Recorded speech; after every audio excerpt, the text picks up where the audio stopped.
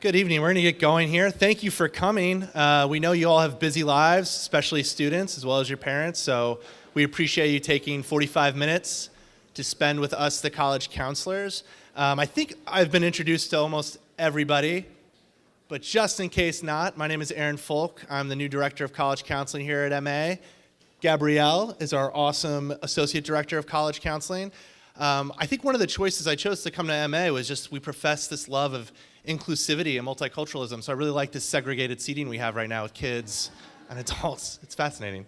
So juniors, classes are probably ramping up. You're getting more homework.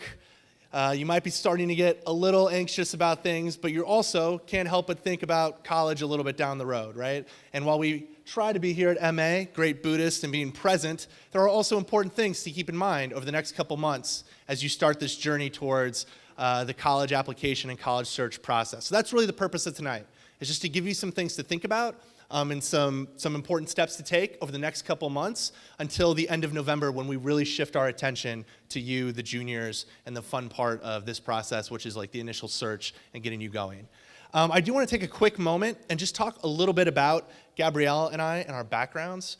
So I'll start with Gabrielle, who is initially from outside of Washington, D.C. Is that fair, Gabrielle? And then went to the University of Miami down in Florida. And if any of you want to relive the real powerhouse Hurricane football teams of the early 2000s, you it up. She would be amped to do so with you. After Miami, Gabrielle went up and worked at at American University, a selective mid-sized institution in Washington, D.C., where I just learned she specialized in international recruitment and read an application from every country in the world. I didn't believe that, but now after she was so confident, I do. So then she went from American to Rice University in Houston, which is one of the most selective institutions in the country, specializes in math and science. And then Gabrielle came here to Marin Academy to work with wonderful students and families like yourselves. And she also on occasion now reads applications for Cal Berkeley. I am from Southern California and went all the way across the country to Virginia and went to school at Washington and Lee University, where I then worked in admissions there, specifically recruiting students that were underrepresented. And then I came to the Bay Area, where I got my master's from Stanford and reviewed applications at Stanford for a year, and also worked at a community college. And I've also read applications for Questbridge, which is a nonprofit organization that matches low-income students with schools that can fund them. Why am I boring you with our resumes? The purpose I'm trying to make here is that Gabrielle and I have both worked with students who have applied to, as well as read applications from a variety of institutions. So you think about the schools I just mentioned, right? East Coast, West Coast. Small liberal arts colleges like W&L, large public institutions like Cal Berkeley, a large Research One university like Stanford, a small Research One university like Rice. We've worked with special interest groups, recruited athletes. I've been the liaison to athletic offices as well as played sports in college. Gabrielle's done international students. We've both worked with underrepresented and low-income students. I can assure you we have quite a knowledge base about not only different colleges around the country, but the different processes that those institutions use. And it does vary a little bit by school and by kind of institution. And that is a word that you're going to hear a lot tonight, and that is process. And so students, you might start to hear that a lot and roll your eyes a little bit, but we use that word deliberately here. This should be a process. It should be iterative, right? You should be thinking about what you want, testing it, and then seeing what you like and don't like, and then coming up with new ideas. It should be a process. And so with that, I'm going to pass it on to Gabrielle. Yeah. So welcome everyone once again. We are actually going to start out our program tonight by letting you hear from a couple of our colleagues here that are currently working the admission field, and I want to take a moment to introduce them before they get started with their portion of the evening tonight. First up is Matt Bonser, and he has been working at Colorado College for the past 18 years. He's the current director of admission there. He is also a graduate of CC with majors in political science and Spanish. His primary travel areas take him through Northern California as well as Asia. He's originally from Southern California. He enjoys Colorado clear skies, as well as mountain views and ample sunshine on many outdoor adventures. Some fun facts about Matt. Nikki Chun is our other speaker here, who's a senior associate director at Caltech, at California Institute of Technology. And she has 13 years of admission experience. She is also a University of Miami alum, go Hurricanes, and started her admission career there before working at Rice University and now Caltech. So I want to thank both of them for being here tonight to provide you all with a bit of an overview of what admission officers find important and what they feel that you should be thinking about at this point as a junior. So thank both of you for coming.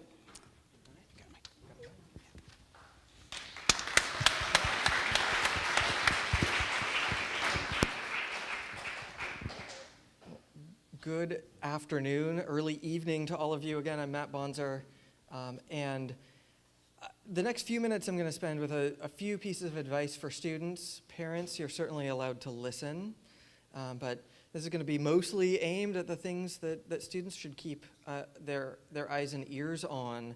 I think process is a really important word. For us, I also think about reflection, right? It's about executing the steps, but it's also thinking through each of those things and learning from them and adapting from them. So, first and foremost, as you begin to think about a selection process of applying to colleges, grades, first and foremost, are going to matter. They matter last year and the year before. They matter certainly this year and next. Each year is not necessarily created equally. We're going to look at your most recent work as more important. We're going to look at grade trends. We're going to try and tell a story of your academic career here. So that's especially important as we make our way through. So think about that as you work through your academic coursework of where you struggle, where you need to work harder, what you might need to articulate to admission committees to help us best understand your academic career. Certainly, as you start this process, you should be casting a wide net. You should be looking at a number of schools that you haven't heard of already, right? There are a set of names across the country that are known as really good schools. There are a huge number of great options out there. That's part of the fun of this process, is that you have amazingly great choices. Even your bad choices become pretty darn good choices. And it may be a school that you've never heard of. So take advice from your counselors. They've done this for more than a few years. They're going to throw out names that you may not have heard of in parts of the country that you may not have thought about. And it's worth reflecting on those as you learn more about them, about what it is about those schools that really appeal to you in part or in full as you make your way through. Certainly, admit rate doesn't directly correlate to quality. I've worked at my institution for 18 years. Our admit rate has fluctuated between a high of 60% in some years and a low of 16% this year. We're the same school over those last 2 decades. The demand does not drive the quality. There are amazing schools that are a little bit easier than others to get into. It's well worth thinking about the intrinsic qualities of those institutions, not just this headline number. One of the things we talked about earlier today is also around price, right? That the more expensive it is doesn't make it the better school for you. There are going to be some schools that are cheaper in some fashion that might be really desirable to meet your educational goals. So try and get beyond some of those headline numbers to really the depth of the institution and the quality that it may apply to you. And then, you're supposed to enjoy your last 2 years of high school, right? High school is supposed to be a modestly enjoyable experience. Part of that is certainly going to come through as you engage in campus visits, meet representatives at your school, conduct interviews, and so on. What we really love to hear is that you've chosen activities, classes, clubs, service opportunities, summer programs, whatever it might be, that really appeal to your interests and that you have this ability to thrive, right? And that you're able to articulate that within your application and beyond. Our committee is looking for people who are going to join our community and thrive in similar and maybe some new ways. So your ability to jump in these last 2 years and thrive and joy will certainly be conveyed in your application materials. So work hard, but enjoy it. That's certainly key for us. So do those things that matter most to you. It's not about a collection of resume items. It's not a number of hours a week or weeks per year, but really being able to display depth of your involvement as a community member that will assist us. So I'm going to leave it at that and turn it over to Nikki. and we'll open Q&A after. Thank you, Matt.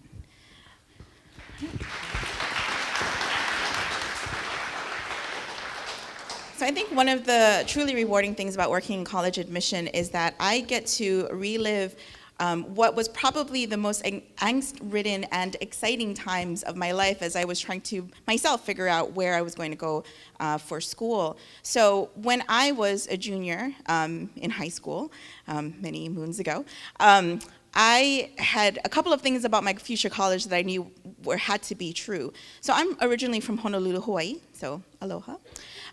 Never did I imagine that I was going to end up in college 5,000 miles away from home. So from my college hometown, Bienvenido and Go Canes. And then if you would have told me that 13 years after that, I would have literally traversed the country working in college admission, I never would have believed you. When I was a junior in high school, I was convinced that I was going to get a degree in broadcast journalism, and then I was going to take Connie Chung's place when she was ready to retire. That may still happen. We'll wait and see. But in the meantime, I fell in love with working in college admission because every student that I met reminded me a little bit about myself, and every parent that I met reminded me of my parents. So I've already warned my dad that I was going to talk about him tonight in case his ears started burning. And that's one of the other, in reliving those moments, I get to tell my story because I hope that some part of it would resonate with a student or even with the families and parents that I get to work with. So when I was a junior and senior in high school, and I asked my dad, I was excited. I went to a school that was very rich in college prep work, and I'm a first-gen kid, though, so my parents didn't really talk to me a whole lot about going to college. I heard it all from my teachers and my mentors and my counselors. So when I asked him, like, what do you think? Where do you think I should go? His response was, oh, you can go anywhere you want to for college as long as I don't have to pay for it. My parents, again, I'm a first-gen kid, and so they hadn't really thought about investment plans or sort of saving for. And it was really up to me to look for opportunities along the way. And in that, just doors really began to open up for me. And in hindsight, and about my junior year in college, that was when I realized just how much my dad had done for me in this process. And I thank him to this day for what he had done when I was just a junior and senior in high school. My dad had called the school ahead of time. We were coming over 5,000 miles. We had never been to Miami before this moment. I didn't visit campus before I decided to enroll. I just decided to take a chance. And my dad supported that because I held up my end of the bargain. I had wonderful financial aid and scholarship to support that endeavor. And so if you can imagine with me, if anybody knows any local people from Hawaii, which I assume most people do. So my dad's a typical local guy. He doesn't travel a whole lot. But in hindsight, I realized just how brave he was in traveling 5,000 miles to a city he'd never been in, never driven in, much less, renting a Lincoln Town car in Miami in August. Our clothes were sticking to us. I almost got back on the plane hoping it would turn right back around and send me back home. My dad was stressed out, but he was keeping his calm, very much so. He knew where the Target was. He knew where the Best Buy was. He had everything planned out. And so then when it was like the parent orientation time, and my dad meets up with me somewhere in the middle of campus, and he's wearing the brightest Aloha shirt that he owned, khaki shorts, tennis shoes with knee-high socks, and his fanny pack. I let it go. I said, no, you know what, Dad? You go with your bad self. So all that to say that your parents are never going to tire of embarrassing you, so just embrace it. If your parents want to look like tourists on your college campus, let them do it. Because they will have gone through quite a bit emotionally to get you to that point. But it really wasn't until my junior year when I realized that my dad had just kind of taken it for what he could. He saw it as his job. I asked him that later. I said, because my mom approached this entirely differently. When it was time for me to leave for college, this was when you could actually still see people off at the gate, if anybody remembers those days. And So my family was there, I had friends there, my friends' parents were there, my dad was there, he was the one that's gonna travel with me and my sister and drop me off at school, but my mom wasn't there. And at the time I had a sister who was just 4 years old, neither of them were at the airport. And I started to get worried because the plane was about to take off, and so I got on a payphone, and I called the house, and she picked up. Now, her house is 40 minutes from the airport, and I realized that she was never going to make it. And I asked her, why are you still at home? So she just rips into me. She started getting angry with me. She said I was an ungrateful daughter that didn't spend enough time with her in the summer before I was leaving for school. I was completely blindsided. I had no idea she felt that way. I come to talk to some roommates and friends later and find out that all of our moms did that because it was easier for mom to get mad at us rather than have to let us go gently into that good college world. So whatever that journey might be, and however your parents might express that, students, I hope you will just let it go and smile, take lots of pictures, because I'm sure those pictures will come in handy somewhere down the road, like at a retirement party or something like that. So with the parents that I've worked with over time, and I was really grateful for the invitation from Marin and Gabrielle to come and talk with all of you tonight. And even as Aaron was talking about both of their backgrounds, I started to get a little jealous because really and truly, I think that you all are lucky to have between the two of them, such a breadth and depth of experiences. And having worked with Gabrielle at Rice, I can tell you beyond a shadow of a doubt that they both absolutely know what it is that they are talking about when they are imparting that wisdom to you. And so from sort of thinking about sort of what parents I have typically gone through and the ones that I've worked with over time, these are just some little nuggets that we thought to share. And the first one is that I would encourage parents to think about being a cheerleader or being a coach. You're not playing the game. Just remember that. You're not the one who has to write the essays. I can't tell you how many times I pick up the phone and it's very clearly a parent who says, I'm really having trouble writing my essay. And I still do not know how to answer those questions. We can tell when it's a 40-year-old writing an essay versus a 17-year-old. So you're not also camouflaged in the end. So just remember that this is a little bit more of a spectator sport than you might want it to be. And that the most successful students in this process have a great support system and parents who are just that. They're cheerleaders. You're on the sidelines. You're cheering them on. But remember, cheerleaders also have to keep the rest of the spectators encouraged and happy and going. So all of the other family members that you have in this process and there for you and a part of your support network, you're right in the middle of that. And it's such an important role for you to be able to play that balance for your son or daughter. Be the coach, be the one that's kind of cheering them on and giving them guidance and refraining from actually jumping into the game. And there was something else a colleague of mine shared with some parents that I really loved, and I've shared this myself. And she encouraged parents to be a rocket launcher.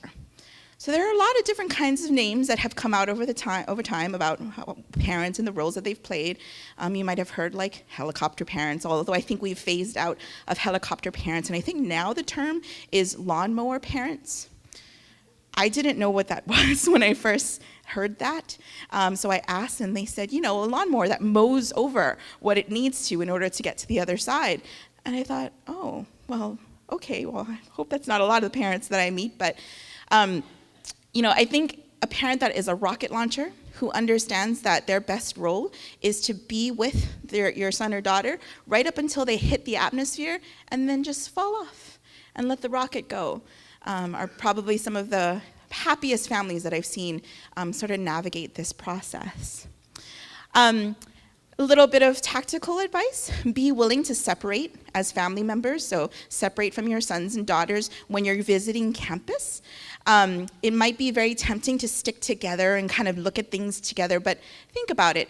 If you're at an activity that has multiple things going on at once, and the college says it's okay for you all to split up, then I would take advantage of that. Even if it means that you go on a different campus tour with a different student, you can always compare notes later. So you can get so much more out of one visit if you're just willing to split up for that day. Oh, This is one of my other favorite ones. So I always encourage families and parents to brag about their children to their children. So I'm sure that all of you have been at that party, right? A family party where mom's somewhere in the corner. You kind of hear it in the sort of corner, and she's with her friends or family members, aunts and uncles, and she is just talking all about you. And when you realize that she's doing that, you start to turn a little bit red, and you try to find a corner, and you're just thinking, oh my gosh, mom, again? But I hope that you will give your parents, or parents will insist on having that conversation with their son or daughter, because all of those bragging points and those accomplishments that not only your parents remember, but your grandparents remember, your aunts, your uncles, and all the people in your life who have supported you and watched you grow, those stories make for some of the best things in a college application. Those stories are often the things that you've put in your rear view because to you it was just sort of a natural path that you take. It's part of who you are. But if you let people brag about you, or if parents, you brag about your children to them in spite of them turning red, then some of the best stories can come out of that. And remember, this is about a narrative. This is about building a narrative in an application. So as a parent, I think one of the best things you can do is help to build that narrative. I also find that parents do well to keep their children organized in this process. As Matt mentioned, there's quite a bit of information coming at students and parents. And so in whatever way it helps as a family to keep organized, it really makes all the difference, because then you're meeting your deadlines, you're making sure that you have all the documents that you need in on time. And then another little tidbit that I've enjoyed sort of sharing with families is especially from this point on or later on in your junior year, when you start working closely with your counselors, and all of a sudden colleges becomes like the talk. You see family members and friends, and you tell them you're almost finishing your junior year, or especially when you tell them you're a senior, it's like, oh, where are you gonna apply to? All of a sudden, everybody wants to talk about college. So one of the things that I've seen families do, and it has proven to be quite successful, is that they've designed a no college talk zone. So whether it's in the car, they agree, no talk about college, or it's a certain time of the day, or it's during some particular family meal, it kind of gives the students a break. And it's a nice way for families to be able to sort of let everything settle and kind of come back to center together. So I definitely wish all of you the best of luck in your journey. And I'm very confident that so I've been reading applications from Marin for a long time, and you never disappoint. I mean, no pressure or anything like that. But you do well to tell those stories, and so I'm definitely looking forward to any of you that might decide to apply to Caltech, but definitely know that you have lots of stories to share with your future college. I want to thank Matt and Nikki. Do you guys want to come up here? Let's take a few questions. We're so fortunate to have both of these admission professionals here with their storied careers. Does anybody have questions for Matt or Nikki? Oh, look, a brave soul, like immediately. Nice. Yeah, sure.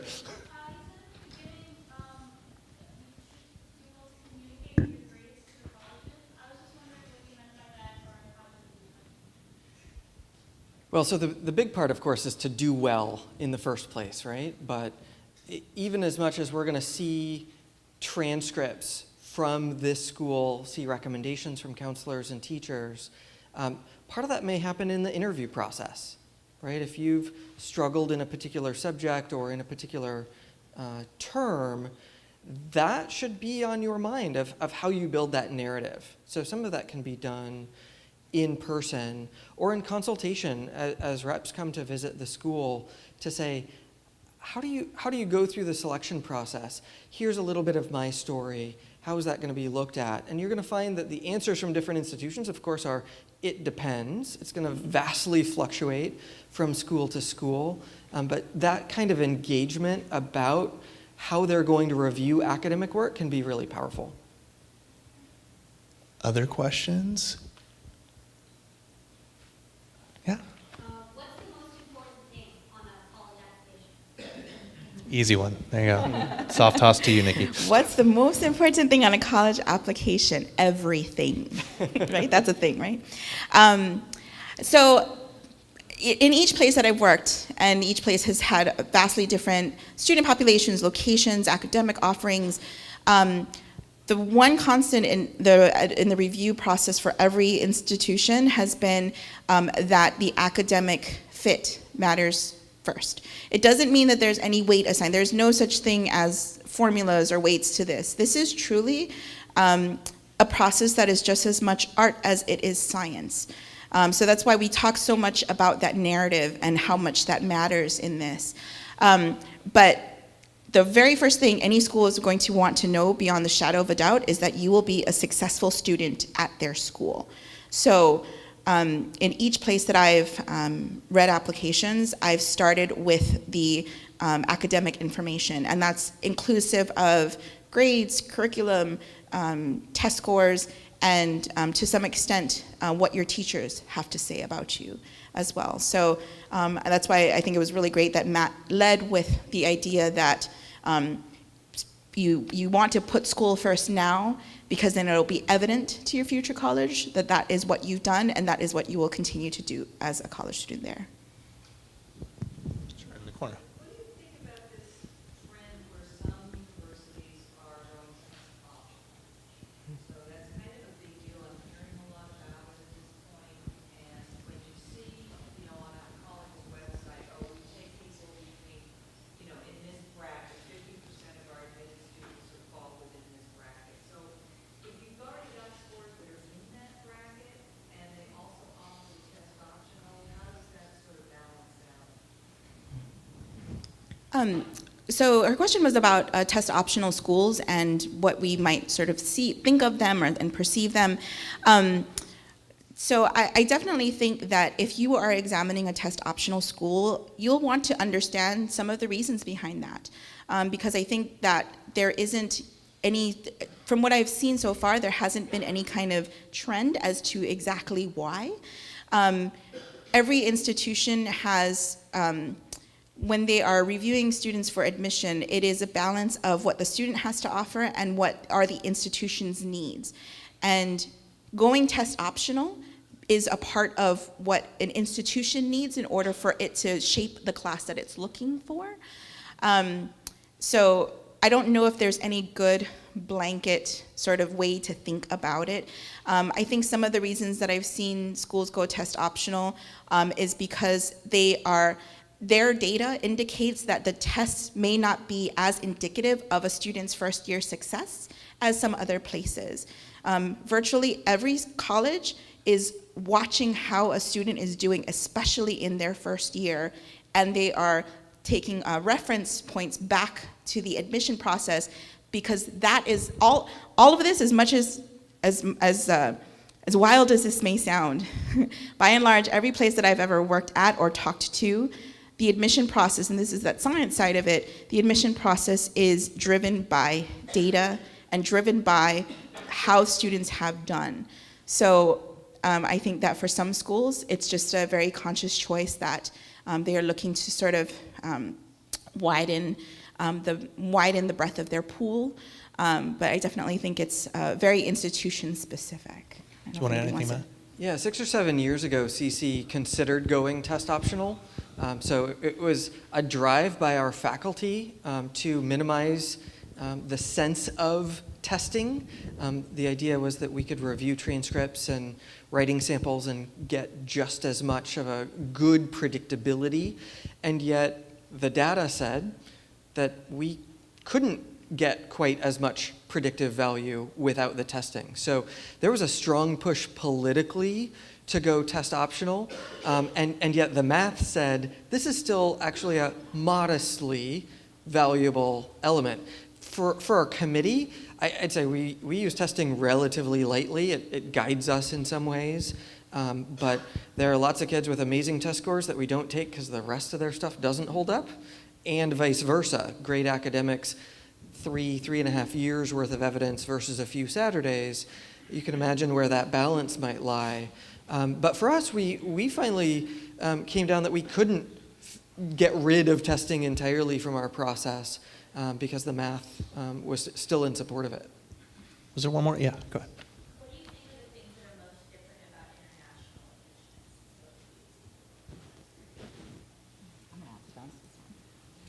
Yeah, so this is the first year in 10 that I'm not abroad this week. It's kind of odd to not use my passport this fall. Kind of nice, kind of not. International admission is particularly challenging for us. I mean, to know the schools is tricky. We try to get onto as many campuses and into as many classrooms as we can to really try and understand the fundamentals of the school dynamic. And internationally, that's a lot of miles to put on. So we don't have quite as much insight about school background, what the grading policies are, the familiarity with teachers and counselors and so on is challenging. That's also true of the kinds of interpersonal engagements that we can have. Skype is an amazing thing for us now, but there was a span of time where we're assessing international students, their ability to engage in conversation and discussion and debate was far more difficult for us to assess. That's a little bit easier now, but that distance creates some challenges for us in the selection process. And that's a two-way street of students trying to obtain key answers to what they're interested in and what we are as well. Okay, so last thing, can you give like one, like 5 or 10 second, like what is the best nugget piece of advice you could give to the juniors as they start?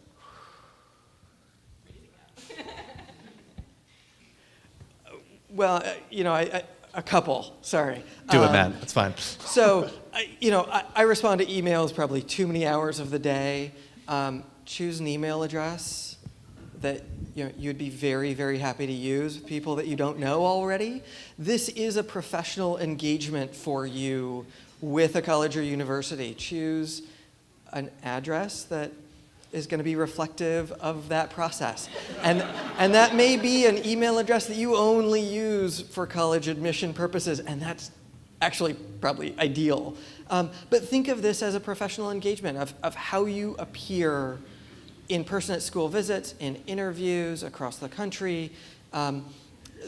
Think about your context. There are going to be some campuses that are far more formal, some far more relaxed. You're going to meet with alumni at college fairs and at interviews. So think about what that engagement is going to be. That is as simple as your email address, but it's how you present yourself all the way through the process. You want to make an impression, but maybe not that impression. My favorite was like pixiedust17 at AOL.com. I'm sure many of you are using AOL.com still. It's very for sure. hip thing. That is the most popular, yeah. Go ahead, Nikki, do you have one?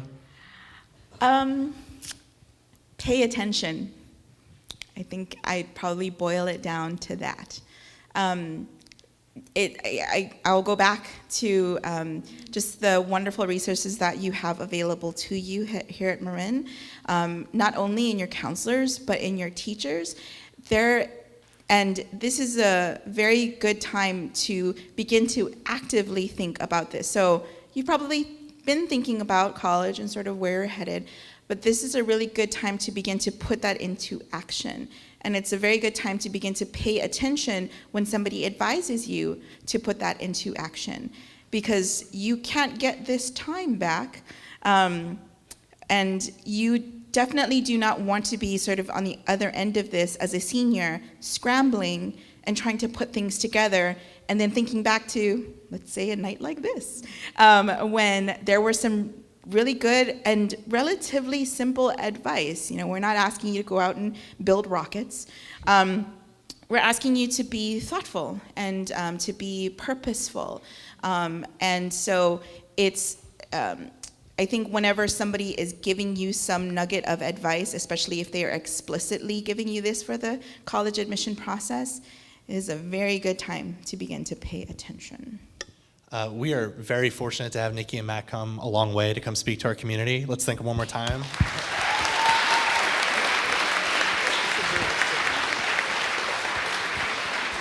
And now we're going to switch gears a little bit. Gabrielle and I are going to kick it into high gear to make sure we get out of here at a decent hour and talk about some of the timelines here at MA. Yes. So I'd love to start by just going over a bit of the timeline in terms of what are some things that you all should be thinking about over the course of this year, and what are some things that we have in store for you in terms of events, resources, and opportunities. So the first thing I want to talk about is actually standardized testing, which I know is the bane of everyone's existence. I just saw so many faces turn away and eyes roll and people go into comas. I'm sorry. But we have several resources that I want to highlight in order for us to be as supportive as possible in helping the standardized testing process go as smoothly as possible for you. So the first thing that we offer, all of you are already very well familiar with, and that's the PSAT, which is coming up next month on October 15th. Don't worry, you will get a full detailed letter about the PSAT in your inbox tomorrow, which will outline all the details of when you need to be there, where, all the details about that, and some resources for preparation. But the main thing to keep in mind is this is practice. Last year, of course, as sophomores, it was very purely practice. It was really to start getting you exposed to standardized testing. As you all very well know, we don't do very much standardized testing here at Marin Academy. So we want to encourage all of you, and we're all expected to take the PSAT. It's only for your benefit. And it does not only prepare you for standardized testing in general, but also explicitly prepares you for the SAT in particular.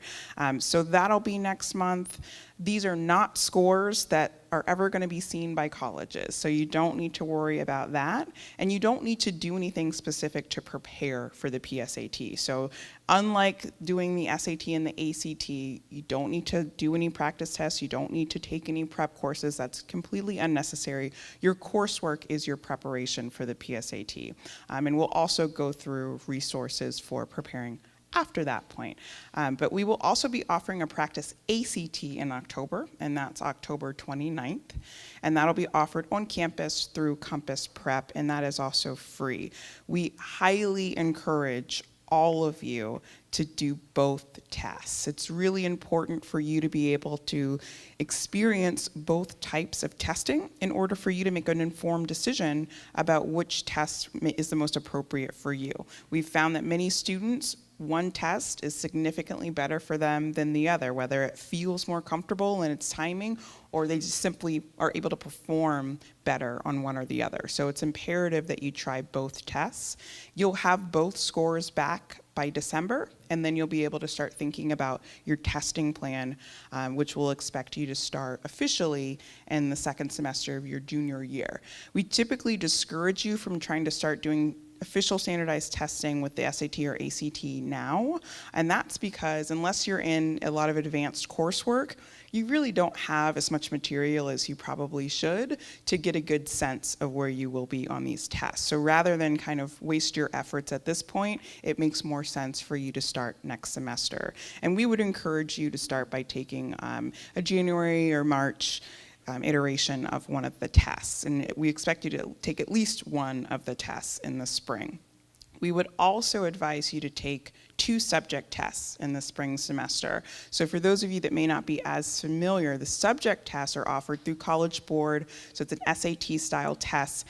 However, these are much shorter tests. They're typically about an hour long, and they're specialized in a particular subject area. So for example, US history, Spanish language, English literature, there are several options. Now, most schools are not going to require that students submit subject tests. However, many of the most selective schools in the country will either recommend it or require it. So we would prefer that students already go ahead and at least take one sitting in their junior year. That way, as they're finalizing their college list in senior year, on top of all the other things that you have to worry about your senior fall, you don't want to also suddenly realize that you need to come up with 2 subject test scores. So by getting that done in the spring, you save yourself some effort. And of course, if you're looking at Georgetown, you'd have to cough up 3 subject test scores. They're kind of the special snowflake in this process. You'll see more on that soon. So that's kind of where we are with standardized testing. And we'll, of course, continue to guide you kind of one-on-one as we start going through the process. But so more to come on that.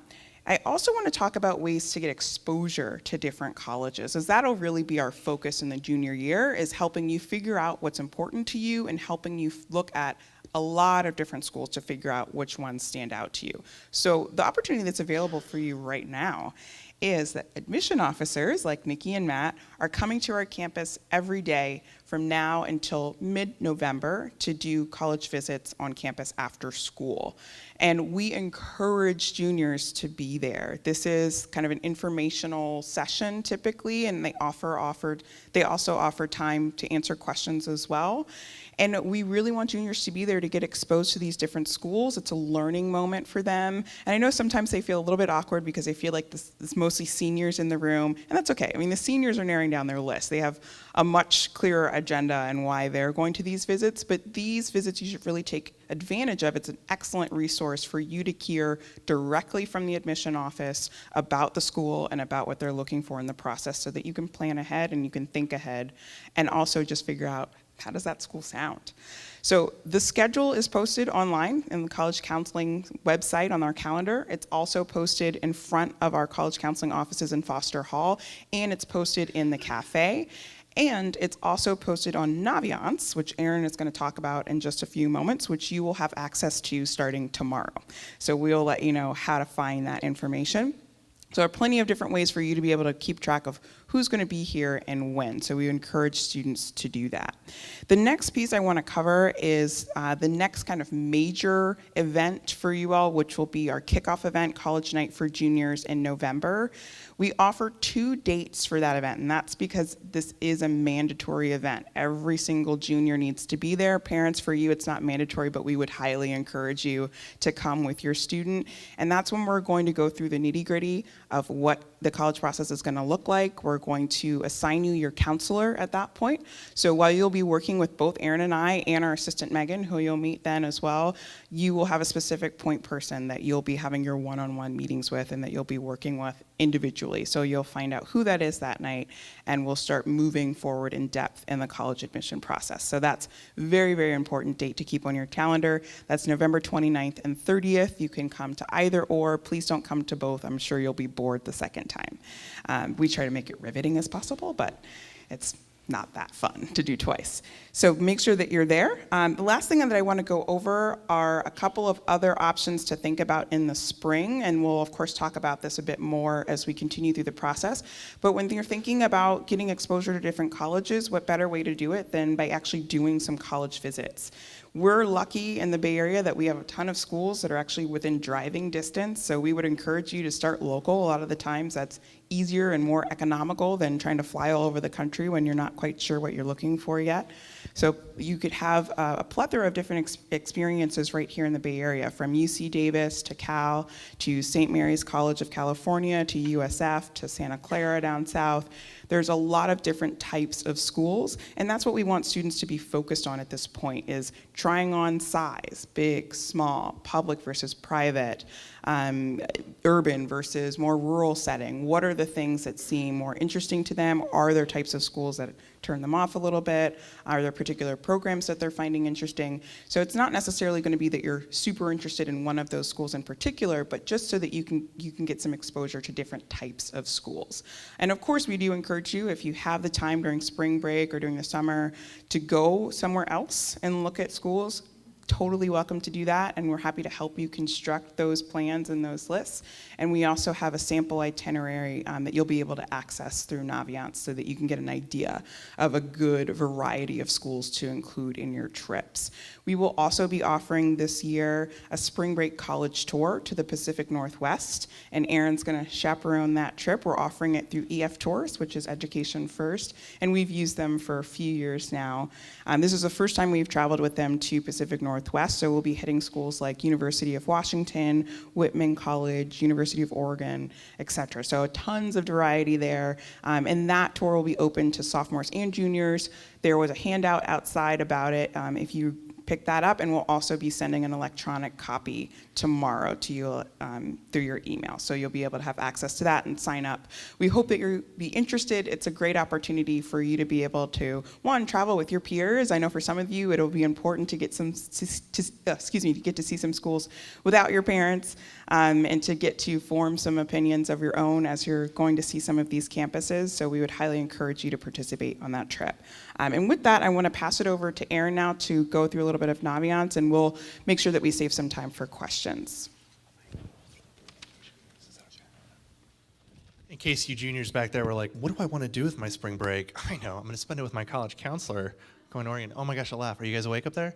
This is amazing. Okay, so really quickly, this is our college counseling website. I don't know if you guys have ever been to this website. Where is he? There he is, yes. Fully embarrassed, great. So, I'm glad that we have a student that has not gone through the college counseling process as the front page of our college counseling. So overview, one, in all sincerity, a lot of great information on this page. If you've not been there, it really is a good place to check out resources here on the right. Gabrielle does a pretty good job updating articles of interest here on the left. But for today, quickly, this is where you will log into Family Connection, right here, that button. And when you do that, you will come to this page. And again, as Gabrielle alluded to, you will get login information tomorrow for login. If you have trouble, just reach out to us. Once you log in, which one is it? Nope. You see this page, why there's like a funky, weird alligator/crocodile here, I don't know. That's their way of being cool to the young kids and being hip, I guess. Where you're gonna see that Gabrielle mentioned on the right, upcoming college visits. Sorry, it's a little like pixelated on here. Oh, great, this is what I want. 1 second.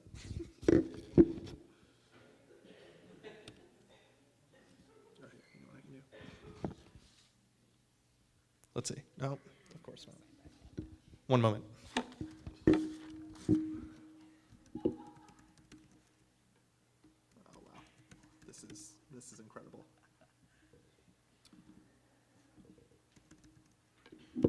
There we go. Jenny Hurricane having nothing to do with our alma maters with Gabrielle and I. Okay, sorry about that. So when you log in, if you go to Colleges tab, you'll see the upcoming college visits. If you look, there are over 120 colleges that are visiting Marin Academy. All right, there's a lot of schools. And again, we encourage you to come. If there's specific schools where you have an interest, by all means come. Demonstrated interest is becoming a bigger thing, as well as asking questions. If there are schools that you've just never heard of, but you have a free moment after school, come and hang out and ask questions and see what you like. There's a function on here called Super Match. We will be honest, a lot of the colleges that this tool spits out are not always great fits for MA students, but the process of going through it is extremely helpful. And as Gabrielle mentioned, looking at the things that you might learn, like, I don't know if I really cared about gender mix, but now you've thought about it, or about Greek life. Maybe that's attractive, maybe it's unattractive. What are the things that you're starting to think about that you want to look at and explore?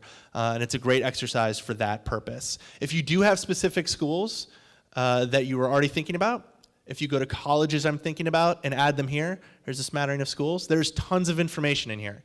You can go to Compare Me or Scattergrams, which we'll go into more detail at the end of November. That is not a great tool to look at right now as far as comparing your GPA and the lack of test scores. But if you just want to see, like, well, I have a few schools I like, these are generally good ideas of what MA students are competitive there, it's a good function for that. If you click on any one of the colleges or universities, again, there's some of your data, historical data here at MA, general information. You can click on admissions and see national data.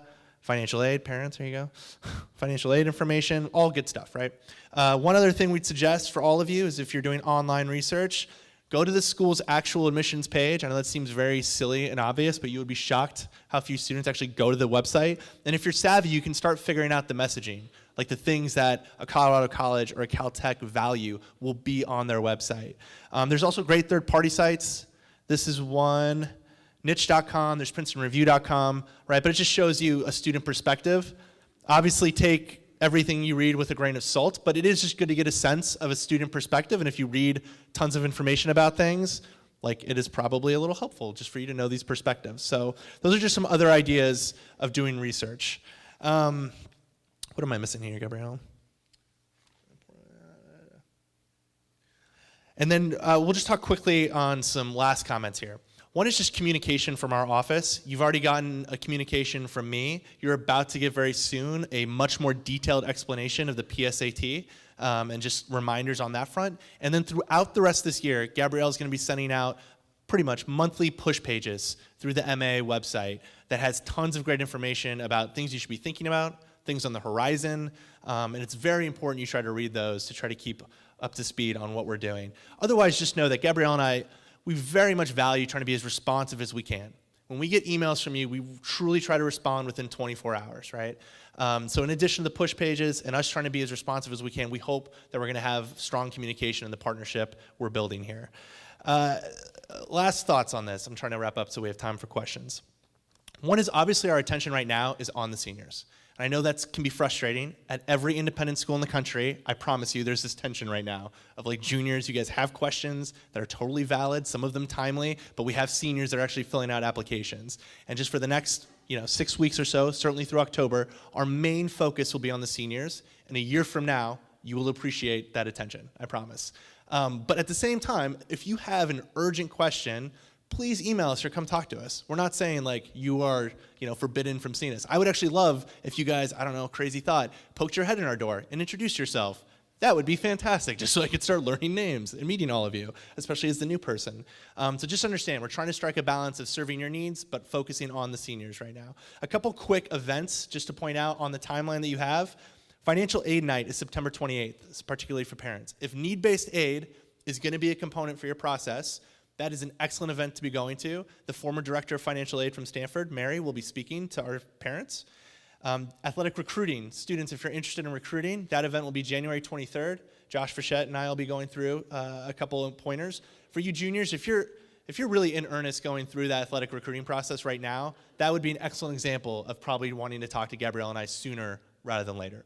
So those are a couple things. The EF tour Gabrielle mentioned, like that really is an excellent opportunity to go see a variety of schools. Even if you don't think you have an interest in going to the Northwest, just going to see schools that have very different feels and vibes is an excellent use of your time for just 4 days during spring break, and then you can have the rest of those 9 days or however many it is to have fun with your friends and family. At the end of November is when we're going to do our official kind of college kickoff junior event for all of you. As Gabrielle mentioned, you'll get your official counselor assignments. We'll have to come up with like a fun game or something, like big reveal. And that is when we'll start working with you and setting up appointments. And in January is when we'll have individual meetings. The last thing I just want to emphasize for all of you juniors, we really want to emphasize that this is your process, right? And again, that word process, but it's also yours. And parents often ask me, what's the secret? And first of all, if there was like one secret to this, I'd be far wealthier and retired right now, back home in Samoa or something like that. So there's not one. But I often say like the one piece of advice I give, and people roll their eyes at me, is journaling. Like journaling. The students that are the most successful in this process are the ones that are self-aware. So if you juniors come in January and sit down with Gabrielle and I and say, hey, here's the things I care about, or here's the questions that excite me, or the classes I enjoy, we will be able to give you a very detailed list of schools. If you come in the fall of your senior year and you're like, yeah, I visited one school, it was okay. It's like, I don't know, what do you want me to do with that? Like, I can tell you jokes, like we can play cards, but like otherwise, we're not talking about college, I promise you. Students that are self-aware are the ones that are the most successful in this process. And by successful, I mean finding a good fit and ultimately being happy. And you can ask Nikki or Matt or any one of us, that is the one feature that we strive for in our office that ultimately is leading to autonomy. And that's something we're talking a lot about these days. Everything that Gabrielle and I do is trying to lead to you, now juniors, in what is that, like 20 months, leaving your parents' house and being autonomous young adults. And that is what is driving all of our decisions when we work with you. I know it's a crazy thing, but self-awareness and autonomy will be the theme. Gabrielle, did I mention any or forget anything? Okay, so now Gabrielle and I are going to take a few questions from all of you before we get you out of here. Questions? This must be a good one. It's like right away.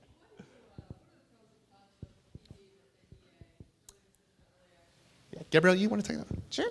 And we'll talk about this more in detail during the college kickoff as well. Her question, by the way, was about early action and early decision. What are the pros and cons? An obvious con is, of course, that the deadlines for those programs are much earlier than the regular deadline. So they're typically November 1 or November 15th, which would mean you'd have to have your entire application prepared by those dates, versus January 1 deadline, which is common, or January 15th. The other thing that you have to think about with early decision is that it is a binding agreement. So you actually sign a document, your parent signs, and Erin or I will sign as your counselor, that you understand that if you're admitted to that school, that you will be attending that school and withdrawing any other applications to any other school. The early action programs is really a win-win because it's not binding. So you can apply early and then find out early in December. And so depending on a student's situation, we would often encourage students to consider consider early action if that's available at schools that they're considering. And again, we'll get into more detail, but obviously early decision overwhelmingly has a significant advantage statistically, but it is a huge decision. So Gabrielle and I work with students closely to help them understand the potential benefits, but also that they clearly understand that needs to be by far and away your first choice school. Matt, are you guys going to change early action and just call it win-win? Is that going to be your name? The win-win deadline, November 1. Win-win. Yeah. Other questions? Yeah.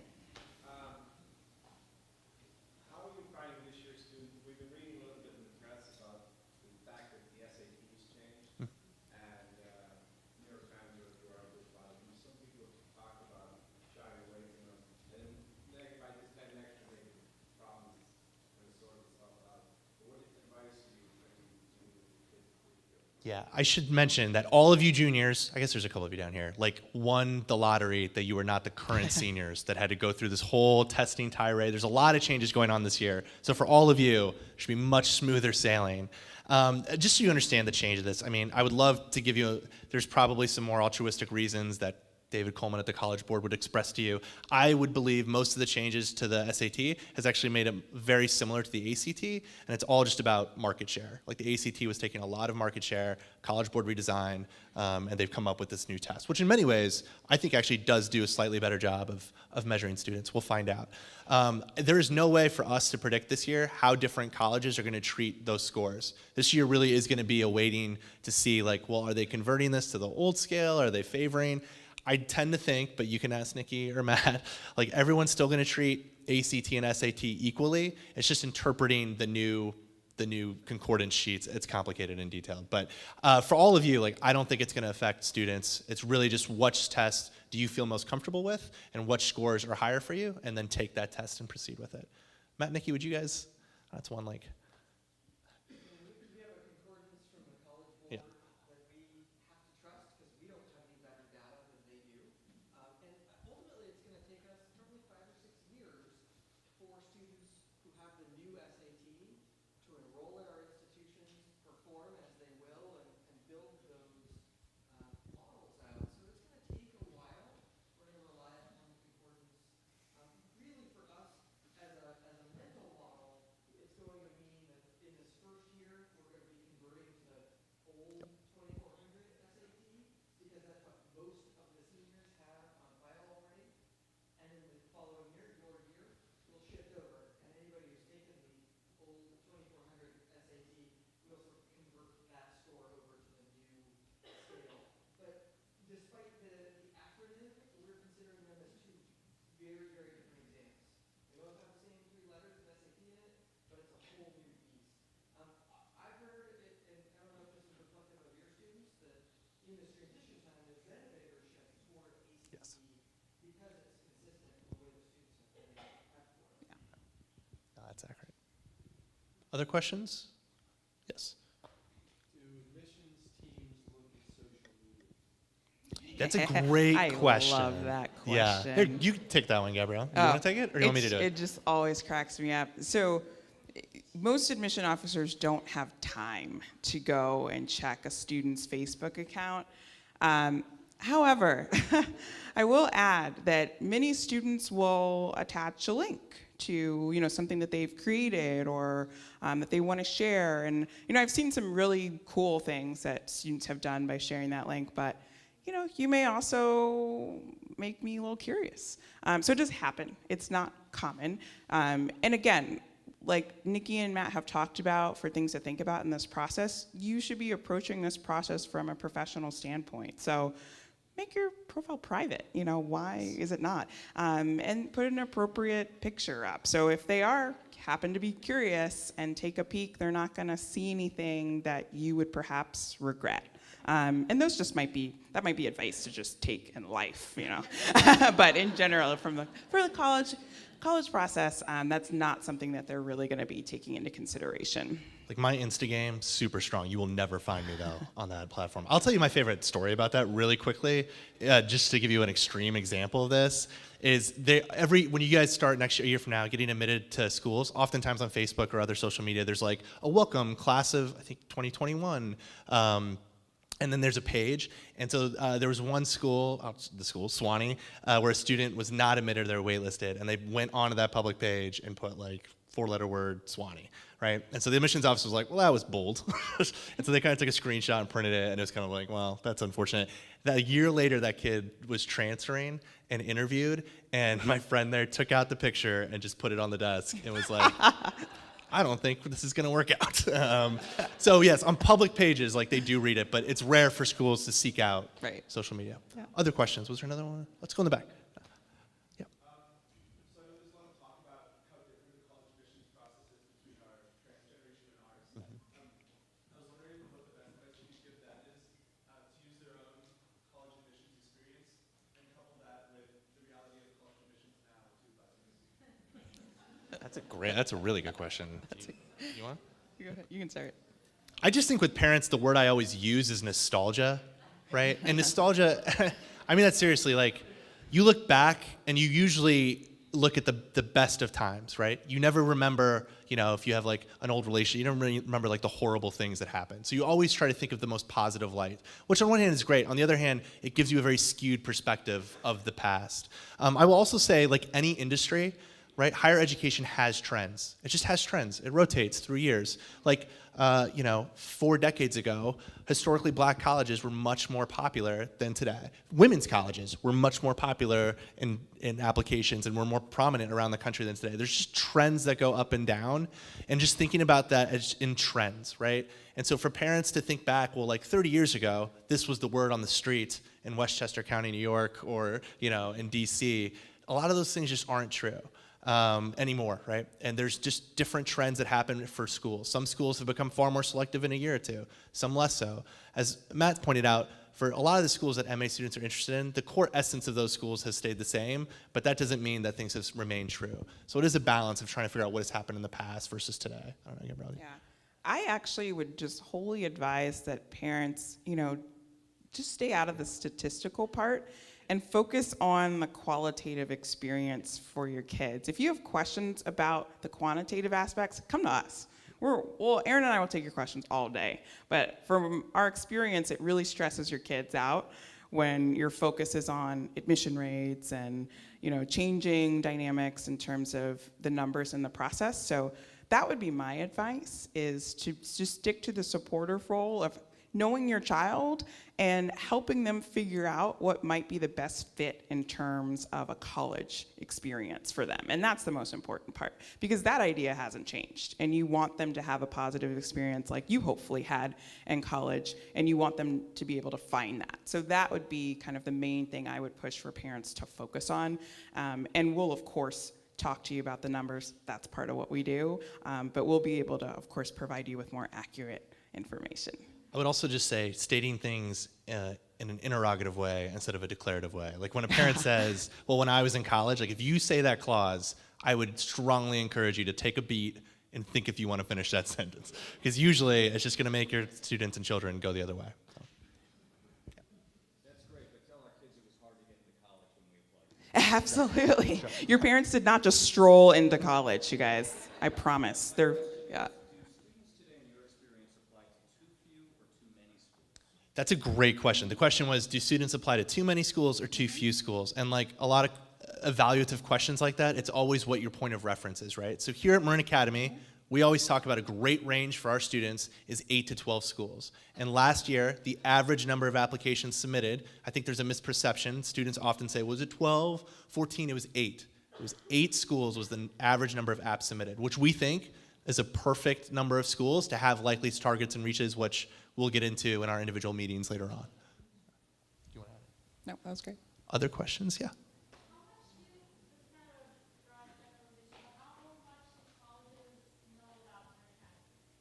Oh. Do you guys want to chime in? How much do colleges know about your school? Well, that would vary from school to school, but with every transcript that's sent out to a college for the application, it will be accompanied by a profile of the school. So even if the school does not have intimate knowledge of Marin, they'll at least have basic information about the curriculum, about the grading system, about